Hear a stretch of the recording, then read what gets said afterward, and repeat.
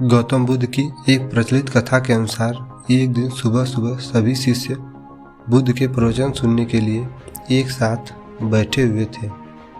कुछ देर बाद बुद्ध अपने साथ एक रस्सी लेकर आए।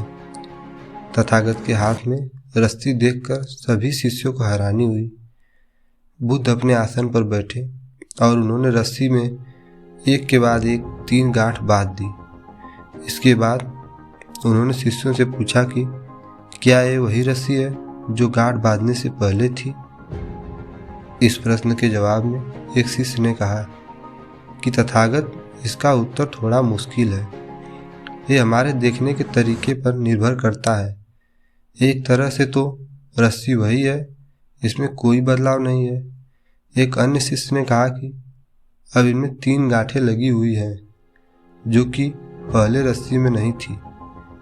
इसे बदला हुआ भी कह सकते हैं। कुछ शिष्यों ने कहा कि वास्तव में मूल रूप से रस्सी वही है, लेकिन बदली हुई दिख रही है, लेकिन इसका मूल स्वरूप बदला नहीं है।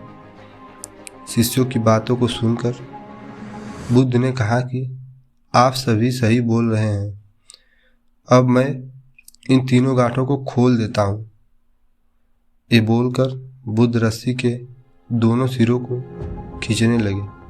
बुद्ध ने पूछा कि क्या ये इस प्रकार से रस्सी की गांठें खुल पाएंगी? सभी शिष्यों ने कहा कि नहीं, ऐसा करने से तो गांठें और ज़्यादा कस जाएंगी, इन्हें खोलना और मुश्किल हो जाएगा। बुद्ध ने कहा कि ठीक है, अब एक अंतिम प्रश्न, इन गांठों को खोलने के लिए हमें क्या करना होगा? शिष्यों ने कहा कि हमें इन गांठों को ध्यान से देखना होगा, जिसमें हम जान सके कि इन्हें कैसे लगाया गया है। इसके बाद हम गांठें आसानी से खोल सकते हैं। बुद्ध इस जवाब से संतुष्ट हो गए और उन्होंने कहा कि ये बातें सही हैं। हम परेशानियों में फंसे रहते हैं और बिना कारण जाने ही उनका हल खोजने लगते हैं, जबकि हमें पहले समस्याओं के मूल को समझना चाहिए। जब समस्याओं की वजह समझ आ जाएगी तो उन्हें सुलझाना बहुत आसान हो जाएगा। पानी को कसकर पकड़ोगे तो हाथ से छूट जाएगा, उसे बहने दो, वह अपना रास्ता खुद बना लेगा।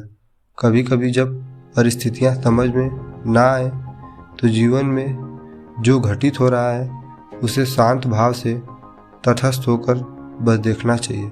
समय आने पर जीवन अपना मार्ग खुद बना लेगा। दोस्तों, अगर वीडियो अच्छा लगा है तो चैनल को जरूर सब्सक्राइब करिएगा।